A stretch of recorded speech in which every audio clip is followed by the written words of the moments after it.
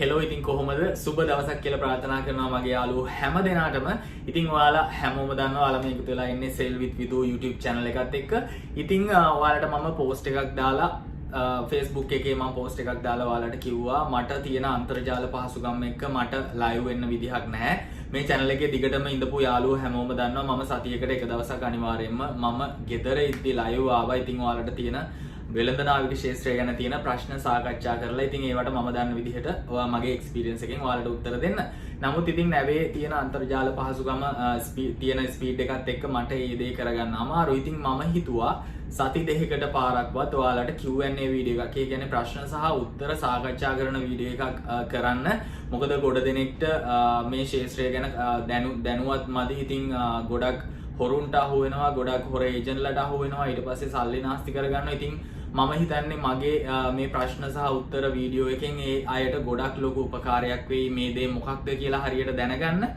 ඉතින් එහෙමනම් වීඩියෝ එකට යන්න කලින් හැමදාම වගේ කියන්න තියෙන්නේ මගේ යාළුවෝ හැමෝම මගේ ඉස්සෙල්ලා වීඩියෝස් බලනවා කියලා මම දන්නවා. ඉතින් මේ වීඩියෝස් හොඳයි නම් අනිවාර්යෙන්ම තවත් කෙනෙක්ට බලන්න ෂෙයා කරන්න කියලා ආදරෙන් ඉල්ලනවා.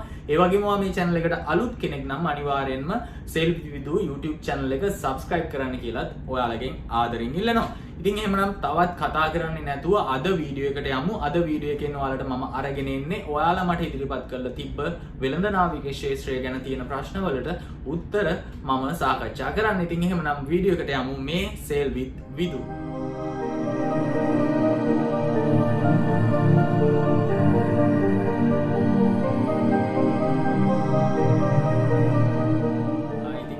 මම මුලින්ම තීරණය කරා මගේ YouTube channel එකට ඔයාලා ඉදිරිපත් කරලා තිබ්බ ප්‍රශ්න වලට උත්තර දෙන්න. ඉතින් පළවෙනි ප්‍රශ්නේ තමයි A level වලට Biosystem Tech කරලා නැවකට join වෙන්න බැරිද course එකක් කරලා. ඉතින් මගේ ඉස්සෙල්ලා වීඩියෝ වලත් මම කියලා තියෙනවා ඔයාලට Biostream කරලා නැවකට join වෙන්න පුළුවන්. ඒක ඔයාලා සිනෙක් හරි mercantile හරි කතා කරලා අනිවාර්යයෙන්ම එයාලත් එක්ක confirm කරගන්න. ගොඩක් දුරට bio සයින්ස් කරලා අනිවාර්යෙන්ම නැවකට ඔයාලට ජොයින් වෙන්න පුළුවන්. ඉතින් මේ ප්‍රශ්නේ තියෙන්නේ බයෝ කරලා ඔයාලට NDT එකෙන් නැවකට ජොයින් වෙන්න කෝස් එක කරන්න අමාරුයි. නමුත් පෞද්ගලික විශ්වවිද්‍යාල වලින් ඔයාලට ඒ කෝස් එක කරන්න පුළුවන්. ඉතින් දෙවෙනි ප්‍රශ්නේ තමයි නැවකට යන්න පුළුවන් ලේසිම ක්‍රමය මොකද්ද? මෙහෙමයි මල්ලි, නැවකට යන්න මේ දවස්වල මොන රෑන්ක් එකත් අමාරුයි. ඉතින් නැව්වල වැඩ කරන අය ගොඩක් දන්නවා. ගොඩක් අපේ මල්ලිලා කියන්නේ CDC අරගෙන ගෙදර ගෙවල් වල ඉන්න අයත් ඉන්නවා. ඉතින් නමුත් ඉතින් තාමත් නැව්වලට අලුතෙන් ජොයින් වෙනවා. ජොයින් වෙන්න බැරි නැහැ. නමුත් ගොඩක් අමාරුයි. Taman කට්ට කාගෙන කොහොම හරි මහන්සි වුණොත් කරගන්න පුළුවන්. බැරිම නැහැ. ඉතින් නැවකට යන්න ලේසිම ක්‍රමයක් කියලා එහෙම හරියටම කියන්න බෑ. නමුත් ඉතින් ගොඩක් දුරට මෙස්මන් වගේ වේකන්සිස් ඔයාලට හොයාගන්න පුළුවන්. ඊට පස්සේ ඊළඟ ප්‍රශ්නේ ගෙදරට එහෙම කතා කරන්නේ කොහොමද? දවස් කීයකට සැරයක් වගේද? ඉතින් මෙහෙමයි, ගෙදරට කතා කරන්න දැන් ගොඩක් නැවවල Wi-Fi system එක තියෙනවා මල්ලි. ඉතින් ඒ Wi-Fi system එක තියෙනවනේ ඉතින් ඔයාලට පුළුවන් ගෙදරට හැමදාම කතා කරන්න. ඒ වගේම text message යවන්න. ඉතින් ඒ Wi-Fi system එකට කොහොමද data ඒගොල්ලෝ limit කරන්න කියන එක ඒක කම්පැනියත් එක්ක රඳා පවතින්නේ. දැන් මේ නැවේ නම් අපිට unlimited තියෙන්නේ. unlimited තිබ්බට පොඩ්ඩක් speed එක අඩු කරලා තියෙන. ඉතින් ඒ වගේ විවිධ ක්‍රම තියෙනවා. සමහර ලාවට Wi-Fi system එක නැත්තම් ඊමේල් සිස්ටම් එකක් හඳුන්වලා දීලා තිනේ. ඉතින් ඔයාලට සාමාන්‍යයෙන් මාසෙකට ඊමේල් 400ක් විතර අරින්න පුළුවන්. ඉතින් ඒ දේ පොඩ්ඩක් Wi-Fi වගේ ඉතින් අපිට කම්ෆර්ටබල් නැහැ. ඉතින් එහෙමත් නැත්තම් ඔයාලට පෝට් වලට ගියාම ඉතින් ඒ රටෙන් වෙනම SIM එකක් අරගෙන එහෙම නැත්නම් ඔයා නැවකට ජොයින් වෙනවා අනිවාර්යයෙන්ම ඩයලොග් SIM එකක් ඒ වගේ මොබිටෙල් SIM එකක් අරගෙන ඉන්න. ඉතින් ඒවට data roaming වලින් ඔයාලට ඩොලර් එකක් දාගත්තාම සාමාන්‍ය මෙගාබයිට් ඩයලොග් එක නම් මෙගාබයිට් 100ක් විතර හම්බ වෙනවා. ඉතින් මේ විදිහට ඔයාලා මැනේජ් කරගන්න. ක්ලාස් 1 කරලා සේල් කරන්නේ නැවතුවාට පස්සේ ලෑන්ඩ් බේස් ජොබ් තියේද ඩෙක් ඔෆිසර්ස්ලාට ඉන්ජිනියර්ස්ලාට? මෙහෙමයි මල්ලි, ඔයාලා මුලින්ම තර්ඩ් මේට් කරලා ඊට පස්සේ ලෑන්ඩ් එකේ ජොබ් එකක් ඇත්තටම හොයාගන්න අමාරුයි. ඒක බොරු කතාවක් පුළුවන් කියලා කිව්වොත් ඔයා සාමාන්‍යයෙන් චීෆ් ඔෆිසර් කෙනෙක් එක්ස්පීරියන්ස් තියෙන චීෆ් ඔෆිසර් කෙනෙක් එහෙම නැත්නම් කැප්ටන් කෙනෙක් වුණොත් ඔයාලට chance එකක් තියෙනවා සාමාන්‍යයෙන් කම්පැනි එක crew manager කෙනෙක් ඊට පස්සේ වරාය මොකක් හරි වෙනම ජොබ් එකක්. ඉතින් ඒව මට හරියටම කියන්න බෑ. ඉතින් ඒක ඔයාලගේ ලක් එකයි ඔයාලගේ තියෙන කනෙක්ෂන් අනුවයි ඒක සෙට් වෙන එකක්. නැත්තම් සමහර අයට හොඳ කැප්ටන් කෙනෙක් වෙලා එක්ස්පීරියන්ස් ගත්තාම එයාලට පයිලට් එක්සෑම් කරලා පයිලට් කෙනෙක් වෙන්න පුළුවන්. ඉතින් ඔය වගේ පැතිවලට යන්න පුළුවන්. ඉතින් ඉංජිනේර් කෙනෙක්ට ඉංජිනේර් කෙනෙක් වුණා කියලාම කියන්නේ වෙනම ලෑන්ඩ් එකේ ජොබ් කරන්න අමාරුයි. නමුත් ඔයාලට ඩොක් යාඩ් එකේ වගේ හොඳට එක්ස්පීරියන්ස් අරගෙන හොඳ ඉංජිනේර් කෙනෙක් වුණොත් ඩොක් යාඩ් එකේ ඒ වගේම shipping companies වල සුපරින්ටෙන්ඩන්ට් ඒ වගේ තනතුරු වලට අනිවාර්යයෙන්ම ඔයාලට ඇප්ලයි කරන්න පුළුවන්. ඉතින් එහෙමත් නැත්නම් ඔයාලට ඔය ප්‍රයිවට් යුනිවර්සිටිස් ඒ වගේම NDT එකේ වගේ ලෙක්චර්ස් දෙන්න ඔයාලට ලෙක්චර් කෙනෙක් විදිහට පස්සේ ජොයින් වෙන්න පුළුවන්. ඉතින් ඔය වගේ chances තියෙනවා. අපිට ඔයා කරපු කෝස් එක ගැන කියන්න කියලා තියෙනවා. මෙහෙමයි මම කරේ මල්ලි ඩෙකොරේටින් කියන කෝස් එක. ඩෙකොරේටින් කෝස් එක කරලා මගේ වීඩියෝස් වල තියෙනවා කොහොමද ඉස්සරහට යන්නේ කියලා. ඩෙකොරේටින් කෝස් එකේදී ඔයාට මුලින්ම ට්‍රේනින් OS ඊට පස්සේ OS විදිහට යන්න පුළුවන්. ඊට පස්සේ ඒබල් සීමන් කෙනෙක් විදිහට ගිහිල්ලා එක්ස්පීරියන්ස් අරගෙන ඔයාට ඕනනම් බෝසන් කෙනෙක් වෙන්න පුළුවන්. එහෙම නැත්නම් ඔයා මාස 36ක් ඔය මොන රෑන්ක් එක හරි මාස 36ක් සම්පූර්ණ කරාට පස්සේ ඔයාට පුළුවන් ට්‍රේනින් රෙකෝඩ් බුක් එක තියෙනවා. ඉතින් ඒ රෙකෝඩ් බුක් එක ෆිල් කරලා ඔයාට පුළුවන් එක්සෑම් කරලා සිනෙක් හරි මර්කන්ටයිල් හරි ක්ලාසස් ගිහිල්ලා එක්සෑම් කරලා ඊට පස්සේ ඔයා එක්සෑම් එකෙන් පාස් වුණාට පස්සේ ඔයාට පුළුවන් ක්ලාස් 3 කියන ලයිසන් එක ගන්න. ඉතින් ඒකෙන් පස්සේ ඔයාට ජූනියර් තර්ඩ් ඔෆිසර් කෙනෙක් එහෙම නැත්නම් ෆෝර්ත් ඔෆිසර් කෙනෙක් එහෙම නැත්නම් තර්ඩ් ඔෆිසර් කෙනෙක් විදියට ඉස්සරහට යන්න පුළුවන්. ඉතින් කැප්ටන් කෙනෙක් වෙනකම්ම ඔයාලට ස්ටෙප් බයි ස්ටෙප් යන්න පුළුවන්. ඩෙක් කෙනෙක් විදිහට නැවෙද්දි අපිට මාසික වැටුපක් ගෙවනවද ට්‍රේනින් වෙද්දි? ඔව් මල්ලි ඩෙක් කැඩිට් කෙනෙක්ට අනිවාර්යයෙන්ම වැටුපක් ගෙවනවා. ඉතින් NDT එකේ තියෙන සිලෝන් බ්‍රීස් සිලෝන් ප්‍රින්සස් කියන නැවවල මම හිතන්නේ ඩොලර් 150 200 අතර ප්‍රමාණයක් ගෙවනවා. ඒක රජයෙන් කරන ශ්‍රී ලංකා නැව් සංස්ථාවෙන් කරන නැව් දෙකක්. ඉතින් එහෙම නැතුව ඔයා ෆොරින් නැව් වලට ජොයින් වුණොත් කැඩෙට් කෙනෙක් විදිහට අනිවාර්යයෙන්ම ඩොලර් 450 ඩොලර් 800 අතර ඒ වගේ අතර ගානකට ඔයාලට අනිවාර්යයෙන්ම එයාලා වේතනයක් ගෙවනවා. මර්ක් මැරෑන් එකේ නැවිගේෂන් ඔෆිසර් කෝස් එකට කීයක් ගන්නවද? මර්ක් මැරෑන් එකේ නැවිගේෂන් කෝස් එකට මල්ලි මං හරියටම ගාන දන්නේ නැහැ. නමුත් මම දන්න විදිහට ඩොලර් 8500ක් හෝ 7500ක් ගන්නවා.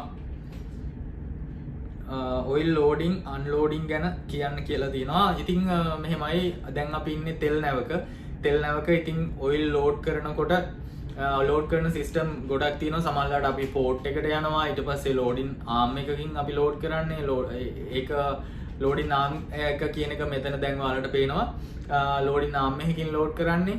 ඉතින් ඊට පස්සේ තව STS කියලා තියෙනවා ship to ship operation. ඒකත් ඔයාලට මෙතනින් බලා ගන්න පුළුවන්.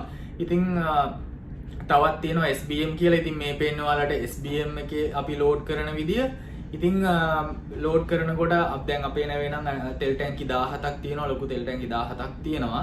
ඉතින් පෝට් ස්ටාබර්ඩ් ඊට පස්සේ සෙන්ටර් ටැංක් ඊට පස්සේ ස්ලොප් ටැංක්ස් කියලා තියෙනවා. ඉතින් ওই වගේ ටැංකි වලට ඒකේ කාගෝ ප්ලෑන් එක අනුව තමයි චීෆ් ඔෆිසර් ඒක තීරණය කරලා ලෝඩ් කරන්නේ. ඉතින් ලෝඩ් කරනකොට අපිට අනිවාර්යයෙන්ම මැනිෆෝල්ඩ් එක ගාව බැක් ප්‍රෙෂර් තියෙනවද, ඒ වගේ දේවල් ලීක් තියෙනවද, ඒවා අනිවාර්යයෙන්ම බලන්න ඕනේ. ඉතින් ඩෙක් ග්‍රවුන්ඩ් යන්න ඕනේ හැමතිස්සෙම, පම්ප් රූම් යන්න ඕනේ. ඉතින් ඒ වගේම ඩිස්චාර්ජ් කරනකොට අපි යූස් කරන්නේ අපේ නැවේ පම්ප්. අපේ නැවේ නම් පම්ප් 3ක් තියෙනවා. ඉතින් සමහර ඒ වගේ පම්ප් උඩ තියෙනවා. දැන් අපේ නම් යට තියෙන්නේ පම්ප් රූම් එකේ පම්ප් වර්ග දෙකක් තියෙනවා, ඉලෙක්ට්‍රික් සහ ටර්බයින් පම්ප් කියලා. ඊට පස්සේ ඒ පම්ප් වලින් තමයි පම්ප් අවුට් කරන්නේ. වෙන නැවකට STS හරි එහෙම නැත්නම් පෝට් එකකට ගිහිල්ලා ලෝඩින් ආම් එකකින් හරි අපි ඩිස්චාර්ජ් කරන්නේ.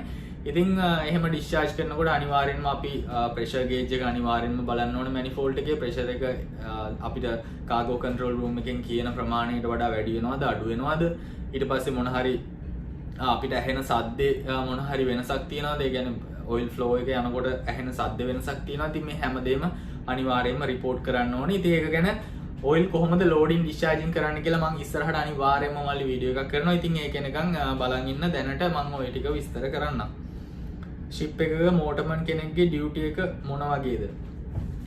අනිවාර්යෙන්ම මම වීඩියෝ එකක් ඒක ගැනත් කරනවා. ඉතින් දැනට මම කියන්නම් මෝටර්මන් කෙනෙක් කියන්නේ ඔයා එන්ජින් රේටින් කෝස් එක කරලා ඊට පස්සේ ඔයාට ජොයින් වෙන්න පුළුවන් වයිපර් කෙනෙක් විදිහට. ඊට පස්සේ මෝටර්මන් කෙනෙක් විදිහට ප්‍රොමෝෂන් ගන්න පුළුවන්.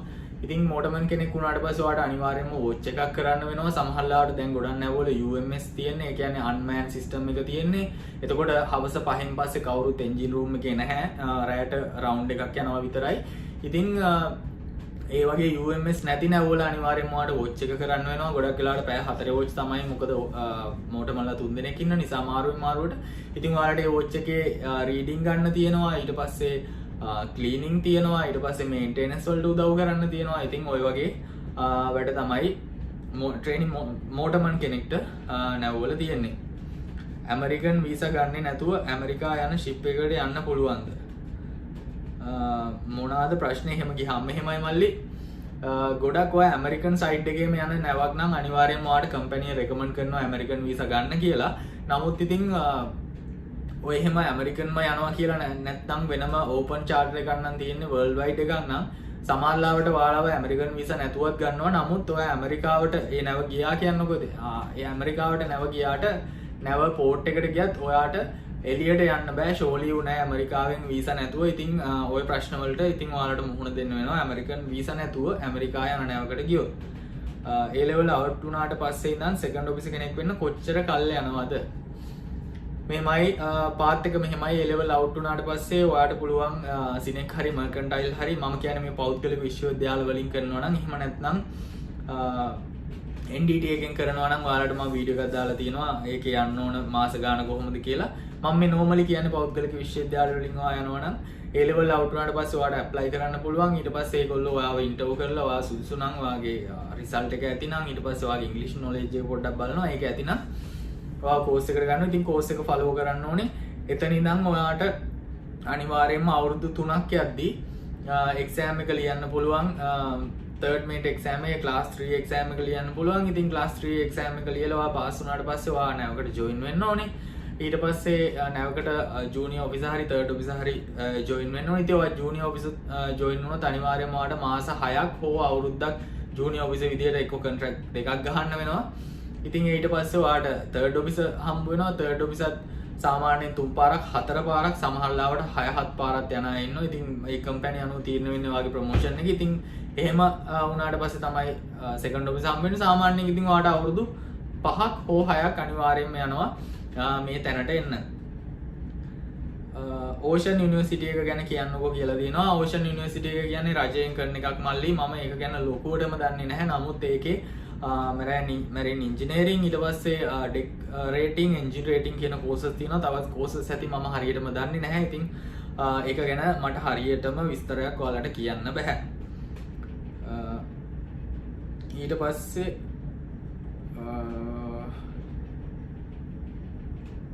එන්ජින් රේටිං කරලා 36 month වලින් එක්සෑම් ලියලා ඔෆිසර් කෙනෙක් වෙන්න එක්සෑම් එකට A level result බලනවද? ඒක කරන්න නැහැ යාලා මල්ලි. A level result බලන්නේ නැහැ. නමුත් ඔයාගේ O level result බලනවා. O level වලට මම දන්න විදිහට math science ඊට පස්සේ english වලට credit passes තියෙන්න ඕනේ. ඒ වගේම මාස 36 සම්පූර්ණ කළා ඔයා training record book එක අනිවාර්යයෙන්ම සම්පූර්ණ කරලා තියෙන්න ඕනේ. සීමන් කෙනෙක් විදිහට නැවකට ජොයින් වුණාම ඉංජිනේර් කෙනෙක් වෙන්න කොච්චර කල් යනවද? ඉතින් අර ප්‍රශ්නයම වගේ ප්‍රශ්නයක් තමයි. සාමාන්‍යයෙන් ඔයාට අවුරුදු 4ක් හෝ 5ක් අනිවාර්යයෙන්ම යනවා. ලංකා ඇකඩමි එක හොඳයිද? ඩෙක් කෝස් එක ඉවර වුණාට පස්සේ අපි මොනවද කරන්න ඕනේ? පළවෙනි වතාවට නැවක් සෙට් කරගන්න පුළුවන් ක්‍රම ටිකක් කියන්න. අමාරුම ප්‍රශ්නයක්. මෙහෙමයි ලංකා ඇකඩමි එක හොඳයි. ඉතින් නිදහසේ ඔයාලට කෝසස් කරන්න පුළුවන්. ඒකේ ඩෙක් කැඩෙට් කෝස් එක නැහැ. ඊට පස්සේ ඉලෙක්ට්‍රිකල් ඉන්ජිනියර් කෝස් එකක් නැහැ. නෝමල් කෝස් ටික තියෙනවා. ඊට පස්සේ ඒක ඔයාලට ඇත්තටම නිදහසේ කරන්න පුළුවන්. නැවවල යන අය ගොඩක් දන්නවා ලංකා ඇකඩමි කියන ටිකක් අපිට නිදහසේ කරන්න පුළුවන් තැනක්. ඉතින් ඊට පස්සේ මේක අහලා තියෙන්නේ ඩෙක් කෝස් එක ඉවරනාට පස්සේ අපි මොනවද කරන්න ඕනේ? මෙහෙමයි කෝස් එක ඉවරනාට පස්සේ මල්ලි ඔයගොල්ලන්ට CTC එක ගන්න තියෙනවා. ඊට පස්සේ ඉතින් කම්පැනි ගානේ ඇවිදින්න තමයි තියෙන්නේ. එහෙම නැත්නම් ඔයා අන්තිරෙනම කොහොම හරි කනෙක්ෂන් එකක් හොයාගෙන කම්පැනි එකකින් යන්න පුළුවන්. එහෙම නැත්නම් ඔයාලට පොඩ්ඩක් කට්ට ගාගෙන පොඩ්ඩක් නෙමෙයි. ඉතින් ටිකක් ලොකු කට්ටක් ඇවිදලා බලලා ඊට පස්සේ සමහරලාට හොරු ඉන්නවා. ඉතින් ඒගොල්ලන්ට අහු වෙන්න එපා සල්ලි දීලා. මොකද ගොඩක් අය බලන් ඉන්නේ ඔයාලා මුකුත්ම නොදැනෙන්නේ. ඒක මගේ එක්ස්පීරියන්ස් එකෙන් මම කියන්නේ මුකුත්ම නොදැනෙන්නේ. ඉතින් ඔයාලට නැව් මවනවා. ඉතින් එහෙම දෙන්න මවන නැව් ඒගොල්ලන්ට ඇත්තටම දෙන්න නැහැ පළවෙනි පාර ආයට. ඉතින් ඔයාලට මෙහෙම ඔප්ෂන් ටිකක් තියෙනවා. ඔයාලට පුළුවන් සාමාන්‍යයෙන් GRT එක 500ට වැඩි ටග් එකකට එහෙම නැත්නම් සප්ලයි වෙසල් එකකට වගේ ටිකක් ලේසියෙන් ජොයින් වෙන්න පුළුවන්. නැවකට ජොයින් වෙනට වඩා ලේසිත් නැහැ. නමුත් නැවකට ජොයින් වෙනට වඩා පොඩ්ඩක් ලේසියෙන් ජොයින් වෙන්න පුළුවන්. ඉතින් ඒ විදිහට ජොයින් වෙලා ඔයාලට පුළුවන් ඊට පස්සේ ඇවිල්ලා වොච් කීපින් අරගෙන මාස 9ක් ඉඳලා වොච් කීපින් ගත්තට පස්සේ ඔයාලට පුළුවන් වෙනම ටිකක් හොඳ කම්පැනි එකකින් ඔයාලට ට්‍රේනින් OS හරි OS හරි එහෙම නැත්නම් Viper හරි මේ වගේ ඇප්ලයි කරන්න. ඉතින් ඒ වගේම තමයි ඔයාට කොහොම හරි ඔයා බලන්න නැත්තම් ලංකාවෙත් කම්පැනි තියෙනවා. ලංකාවේ කියන්නේ මේ කෝස්ටල් දුවන නැව් තියෙන ඒවත් තියෙනවා. ඉතින් කොහොම හරි try කරන්න අනිවාර්යයෙන්ම එහෙම විශේෂම ක්‍රමයක් කියලා නෑ මල්ලි. ඉතින් ගොඩක් වෙලාවට පළවෙනි පාර අනිවාර්යයෙන්ම අපිට සල්ලි දීලා තමයි ගොඩක් වෙලාවට යන්න වෙන්නේ. ඉතින් සල්ලි දෙද්දි මම ඉස්සෙල්ලා කිව්වා වගේ අනිවාර්යයෙන්ම ඕගොල්ලන්ගේ ආරක්ෂාව ගැන හොඳට හිතන්න. සල්ලි දීලත් අනික සල්ලි දීලා වා යන වේකන්සිය මොකක්ද කියලා අනිවාර්යයෙන්ම බලන්න. මොකද ඒක මගේ එක්ස්පීරියන්ස් එකෙන් කියන්නේ මම යන්නේ මොකටද කියලා මට හරියට පැහැදිලි අදහසක් තිබ්බේ නෑ. නමුත් ඉතින් ගිහිල්ලා හොඳ කට්ටක් කෑවා. ඉතින් ඒක ඒ කට්ට සමහරවිට හැමෝටම කටු කන්න බැරි අයත් ඉන්නවා. ඉතින් ඒ වගේ අය ඒ වගේ තැන්වල ගොඩක් අමාරුයි. ඔයාලගේ ආයෙ රිටර්න් ආවොත් ඔයාලගේ සල්ලිත් අපරාධයි. ඉතින් ඒක නිසා තමන් කවුද තමන්ට කරගන්න පුළුවන්ද මේක ගිහිල්ලා. ඉතින් මේ හැමදේම හිතලා අනිවාර්යයෙන්ම නැවකට ජොයින් කියන්නේ ඔයා යන පළවෙනි chance එකට ජොයින් වෙන්න. ආරක්ෂාව අතින් හොඳ නැව මොනවාද කියලා අහලා තියෙනවා. ඉතින් මල්ලි මෙහෙමයි එක නැවක්වත් ඔයාට ආරක්ෂිතයි කියලා හිතන්න එපා. මොකද නැවක් කියන්නේ යකඩ ගොඩක්. ඉතින් ඒ නැවවල කොහොම හරි කොහේ හරි අනතුරක් වෙන වෙලාවල් අපිට ඇත්තටම කියන්න බෑ. නමුත් ඉතින් ඔයා ආරක්ෂිතව අනිත් කෙනාගේ තොවත් එක වැඩ කරන අනිත් කෙනාගේ ආරක්ෂාව බලාගෙන ඉතින් වැරද්දක් දැක්කහම එයාට කියලා ඕක කරන්න එපා. මෙහෙමයි ඕක කරොත් මෙහෙම වෙනවා. ඔහම කියලා යාවත් තේරුම් කරලා දීලා ඉතින් මේ වගේ ඔයාගේ ආරක්ෂාවත් බලාගෙන කොහොම හරි පරිස්සමෙන් කොන්ට්‍රැක්ට් එක ඉවර කරලා එන්න පුළුවන් නම් ඒක ගොඩක් ලොකු දෙයක්. ඉතින් ආරක්ෂිතම නැව කියලා එහෙම කියන්න අමාරුයි. ඉතින් ගොඩක් අය කියනවා මම කෙමිකල් ටැංකර්ස් වලට ජොයින් වෙලා නැහැ. නමුත් කෙමිකල් ටැංකර්ස් වල ඉෆෙක්ට් එක වැඩි කියලා කියනවා. ඉතින් ගොඩක් වෙලාවට ඇත්ත වෙන්න පුළුවන්. මොකද ඒකේ ෆියුම් එකත් එක්ක ඒක කෙමිකල් තමයි. ඉතින් ඩෙක් එකේ හැමතැනම අපිට පේන්නේ නැති වුණාට සමහරවිට ඒ වාෂ්ප හැමතැනම තියෙනවා. ඉතින් ඒවා අපේ ලංස් වලට ඊට පස්සේ ඇඟට ගියාට පස්සේ සමහරවිට දීර්ඝ කාලීනව ප්‍රශ්න එන්න පුළුවන් අනිවාර්යෙන්. ඉතින් ඒ වගේම දැන් ගොඩක් මෙහෙමයි. හැබැයි ගොඩක් අය කියනවා ගෑස් ටැංකර්ස් එහෙම භයානකයි කියලා. ඇත්ත භයානකයි. මොකද ඒක ගෑස් ලෝඩ් කරලා තියෙන කොයි වෙලාවෙ මොන හරි අනතුරක් වුණොත් පුපුරන්න වේද කියලා දන්නේ නැහැ. නමුත් ආරක්ෂාව අතින් සේෆ්ටි අතින් උපරිමයෙන්ම කියන්නේ එයාලගේ සේෆ්ටි කන්ට්‍රෝල් සිස්ටම් එක වෙන නැව් වලට වඩා ගොඩාක් වැඩි ගෑස් ටැංකර්ස් වල. ඉතින් ඒ අතින් ගෑස් ටැංකර්ස් වල සේෆ්ටි පැත්ත ගොඩාක් වැඩි. නමුත් අර ඒක ඉතින් වෙලාව අනුව තමයි. ඉතින් එහෙම ගොඩක් වෙලාවට වෙන්නේ නැහැ. ඉතින් කලාතුරකින් එකක් දෙකක් එහෙම වුණොත් මිසක් නැත්තම් බල්ක් වල ඊට පස්සේ කන්ටේනර්ස් වල ඊට පස්සේ ඔයිල් ටැංකර්ස් වල දැන් මේ වගේ ක්‍රූඩ් ඔයිල් ටැංකර්ස් වල නම් පොඩ්ඩක් ඒක තියෙන කියන්නේ භයානකකම අඩුයි ප්‍රොඩක්ට් ටැංකර්ස් වලට වඩා. මොකද ක්‍රූඩ් ඔයිල් වල ඉග්නිෂන් පොයින්ට් එක පොඩ්ඩක් වැඩි අර මොනවාද ප්‍රොඩක්ට් ටැංකර්ස් වලට වඩා. ඉතින් මේ වගේ පොඩ්ඩක් අරවට වඩා කියන්නේ රිස්ක් එක අඩුයි. ඉතින් ඊට පස්සේ තර්ඩ් ඉන්ජිනියර් කෙනෙක් වෙන්න කොච්චර කාලයක් යනවද කියලා ඉතින් ඒකට උත්තරය දුන්නා මල්ලි. ආයෙ අහලා තිනවා ට්‍රේනින් බුක් එක ෆස්ට් ටයිම් සේල් කරනකොට කම්ප්ලීට් කරන්න ඕනේද? හොඳ ප්‍රශ්නයක්. අලුත් ප්‍රශ්නයක් මල්ලි. මෙහෙමයි ට්‍රේනින් බුක් එකේ මල්ලි ඔයාලා ට්‍රේනින් බුක් එකේ අනිවාර්යයෙන්ම ඔයාලට තියෙන්න ඕනේ අඩුම නැව් දෙකක් තියෙන්න ඕනේ. මම දන්න විදිහට මට ඉන්ස්ටිටියුට් එකෙන් කියපු විදිහට නැව් දෙකක් තියෙන්න ඕනේ. ඉතින් ඔයා පළවෙනි නැවේ දෙවෙනි නැවේ එහෙම නැත්නම් නැවක් මගේ ඇරුණත් කමක් නැහැ තුන්වෙනි නැවේ හරි කොහොම හරි මාස 36 සම්පූර්ණ කරනකොට අනිවාර්යයෙන්ම නැව් දෙකක් ඒකේ සම්පූර්ණ කරලා තියෙන්න ඕනේ. ඉංග්‍රීසි සුපිරියටම ඕනද නැවකට වැඩ කරන්න? නෑ මල්ලි ඉංග්‍රීසි සුපිරියටම ඕනේ නෑ. දැන් අපේ වුණත් මගේ වුණත් ඉංග්‍රීසි එහෙම සුපිරියටම නෑ. කතා කරගන්න පුළුවන්. ඉතින් ඒ විදිහට ඔයාලට පුළුවන් එහෙම බය වෙන්න එපා ඉංග්‍රීසි වලට ඔයාලට ඕක හුරු වෙනවා කෝසස් කරනකොට එහෙම බැරිම කෙනෙක් නෙමෙයි ඉතින් යම් කිසි දෙයක් පුළුවන් පොඩි දෙයක් හරි කතා කරගන්න ඉතින් ඒ වගේ කෙනෙක්ට ඇවිල්ලා වැඩ කරගන්න ප්‍රශ්නයක් නැහැ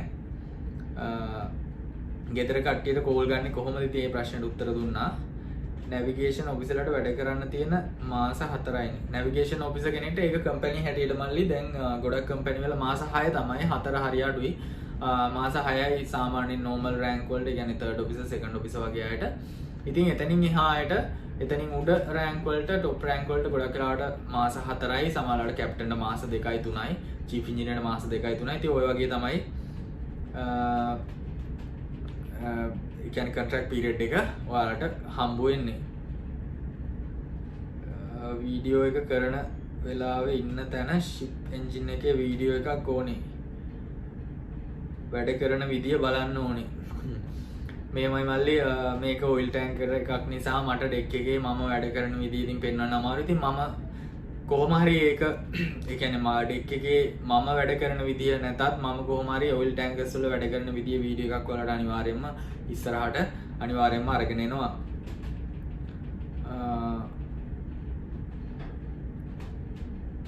ඊට පස්සේ එන්ජින් කැඩෙක් ට්‍රේනින් ප්‍රෝග්‍රෑම් එක ගැන කියන්න මල්ලි ඒක ගැන මම දැන් මෙතන කියන්නේ නැහැ මොකද දැනටම විනාඩි 19ක් විතර වීඩියෝ එක දිග වෙලා ඉතින් එන්ජින් කැඩෙට් ගැන එයාගේ පාත් එක ගැන මම අනිවාර්යයෙන්ම වීඩියෝ එකක් කරලා තියෙන්නේ ඉතින් ඒ වීඩියෝ එක අනිවාර්යයෙන්ම බලන්න කියලා ඔයාලගෙන් ආදරෙන් ඉල්ලනවා ඉතින් ඒ වීඩියෝ එක මගේ channel එකට ගිහිල්ලා බලන්න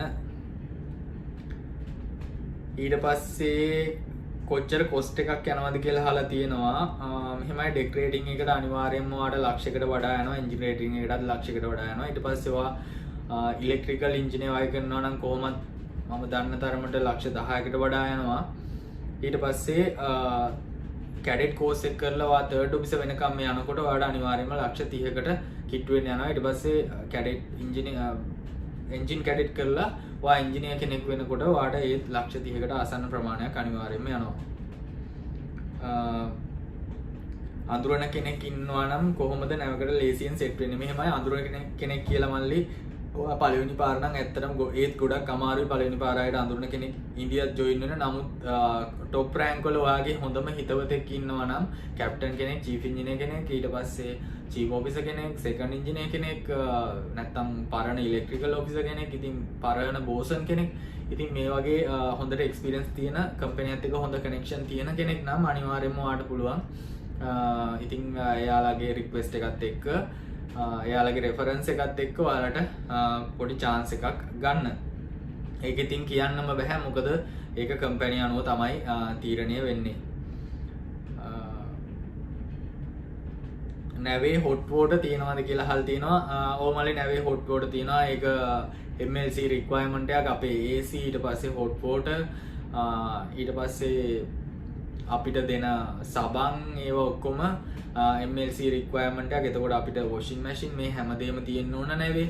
එතකොට අපේ කෑම වේල් මේ හැමදේම අපිට ෆ්‍රී ලබා දෙන්න ඕන. ඉතින් මේ දේවල් MLC requirement. ඉතින් ඒක නිසා අනිවාර්යයෙන්ම හැම නැවකම වගේ දැන් hot water භාවිතා කරනවා. ඉතින් මම හිතන්නේ අද වීඩියෝ එක මේ විදිහට අවසන් කරන එක ගොඩක් හොඳයි. මොකද වීඩියෝ එක ඇත්තටම මම හිතුව නැති විදිහට විනාඩි 20ක් විතර ගියා. මම හිතන්නේ ඉතින් අද ඔයාලා මට ඉදිරිපත් කරපු ගොඩක් ප්‍රශ්න වලට මම උත්තර දුන්නා. මට මෙතන වීඩියෝ එකෙන් උත්තර දෙන්න බැරි වෙච්ච ප්‍රශ්න වලට අනිවාර්යයෙන්ම මම රිප්ලයි කරනවා අද හෝ හෙට. ඉතින් මගේ යාළුවෝ හැමෝටම මම හිතන්නේ මේ වීඩියෝ එක ගොඩක් උපකාර වෙන්න ඇති. මොකද ඔයාලා අහන ප්‍රශ්නකින් තවත් 10 දෙනෙක්ට 15 දෙනෙක්ට විතර එයාලට තියෙන ප්‍රශ්නෙට උත්තර හම්බ වෙනවා. ඉතින් මම මුලින්ම කිව්වා වගේ අනිවාර්යයෙන්ම සති දෙකකට පාරක් Q&A වීඩියෝ එකක් අනිවාර්යයෙන්ම කරනවා. views බලාගෙන කරන වීඩියෝ එකක් නෙමෙයි Q&A වීඩියෝ එක. ඉතින් ඔයාලට උපකාරයක් කරන්න ඔයාලට මම දන්න විදිහට මගේ එක්ස්පීරියන්ස් එකෙන් ඔයාලට හෙල්ප් එකක් කරන්න තමයි මම හදන්නේ. ඉතින් මම හිතන්නේ මේ විදිහට වීඩියෝ එක අවසන් කරනවා. ඔයාලගෙන් අන්තිමටත් ඉල්ලන්න තියෙන්නේ ඔයා මේ channel එකට අලුතෙන්ම එකතු වෙන අලුතෙන්ම මේ වීඩියෝ එක බලන කෙනෙක් නම් අනිවාර්යෙන්ම මාව subscribe කරන්න, Sail with Vidu subscribe කරන්න. ඒ වගේම මගේ Facebook page එකක් තියෙනවා Sail with Vidu කියලා. ඒකටත් අනිවාර්යෙන්ම like එකක් දාන්න. මොකද මගේ හැම update එකක්ම මම ඒකේ සඳහන් කරනවා. එතකොට ගොඩක් අය අහලා තිබ්බා මගේ Facebook පේජ් එකේ මගේ Facebook එකේ ප්‍රොෆයිල් එකේ නේම් එක මොකක්ද කියලා ඉතින් ඔයාලා සර්ච් කරන්න කෝඩ් එකේ දිලීප විදුසර කියලා තියෙන්නේ. ඉතින් සර්ච් කරලා මට රික්වෙස්ට් එකක් දාන්න. මම ඇක්සෙප්ට් කරන්නම්. ඒ වගේම ඔයාලට තියෙන ප්‍රශ්න අනිවාර්යයෙන්ම හැමදාම වගේ ඉදිරිපත් කරන්න. මේ වීඩියෝ එක හොඳයි නම් ඉස්සෙල්ලා කිව්වා වගේම තව කෙනෙක්ට බලන්න අනිවාර්යයෙන්ම ෂෙයා කරන්න කියලා ඉල්ලනවා. ඉතින් එහෙමනම් යාළුවනේ අදට ඔයාගෙන් සේල් විත් විදු සමු ගන්නවා. ඔයාලා හැමෝටම සුබ අනාගතයක්.